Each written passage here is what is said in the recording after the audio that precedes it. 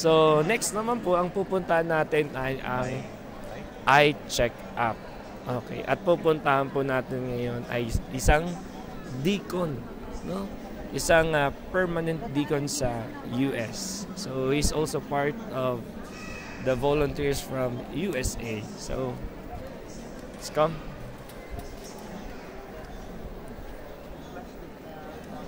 Good afternoon po. Plastic na number po. Kumusta po? Yan, I have here Deacon Joey De Leon. No? He's also an artist. Yes.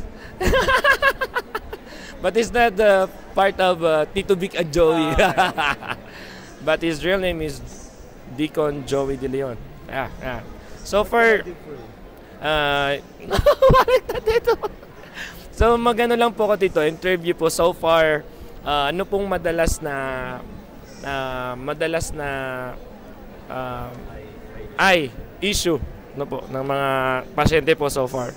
So far, ang ano natin, na-encuentro natin yung mga hindi makabasa, malabo ang ability nila to read, and so we try to match whatever we have here in terms of reading classes. So, and there are cases also na medyo matindi, ina-advise na lang namin sila to see a real ophthalmologist when it comes to cataract or glaucoma. So, ang purpose natin dito is to just match yung makabasa sila. And so far, Tito, what's your experience? How is your experience so far for our first day ng medical mission natin? Napaka-fulfilling dahil nakikita na natin na maraming nangangailangan ng ating mga serbisyo dito, at it's a very fulfilling experience na makatulong sa kanila. Ayun, thank you po Deacon Joey for your service. No, may dalawa pang araw, no, na pagsasamahan natin. So I hope you still have energy. No? And ayan si Tatay. Tatay, kumusta po kayo? Tatay. Ano po kayo? Ikaw talaga. Nay, kumusta po kayo? Mahirap naman Nagtatagalog po kayo, Nay? Hindi. Hindi po kayo nagtatagalog? Bakit po kayo nagpatingin? Kasi malabo yung mata ko, magluluwa. Malabo yung pagtingin nyo, paningin nyo. Gusto nyo pong maging malinaw. Ako, Nanay, lumalabo yung paningin ko pag wala po akong pera.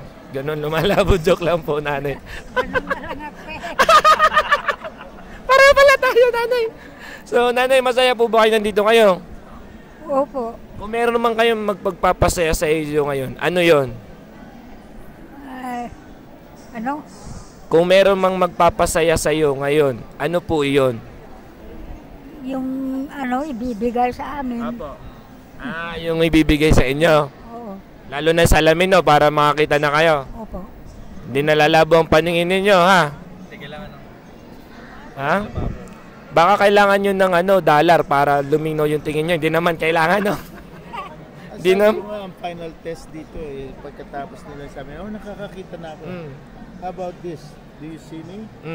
Sabi niya, pogi. Ayun. Pag pumogi na si Tito, ibig sabihin, malinaw na yung mata. Salamat, Nanay. No? I hope makakita po kayo ng perfect na salamin para sa inyo. God bless po, Nanay. Tito, thank you po. Okay.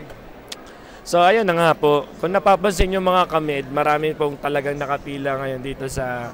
Siguro malalabo yung mga paningin nila. Baka sa mga asawa nila, baka gusto nilang maging malinaw. No? Baka kasi nagdududa sila, bakit ganito yung asawa ko? So gusto nyo maging malinaw para makita talaga nila ng maayos yung kanilang mga mahal sa buhay. So, at para din makabasa, Nanay, lalo na si Nanay sa kanyang mga apo. Ilan na po ang apo, Nanay? Marami. Mga isa, ganon. Mga ilan na po yung apo ninyo?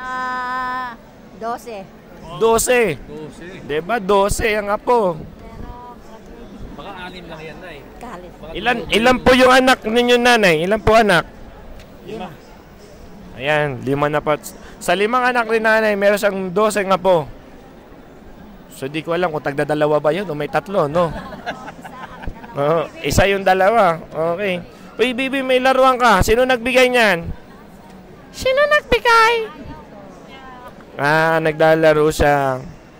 Okay, yun na nga yung ating eye check-up or yung nagbibigay po sila ng mga reading glasses. Lalo na yung mga malalabo pagdating sa pagbabasa. So, ayun na po.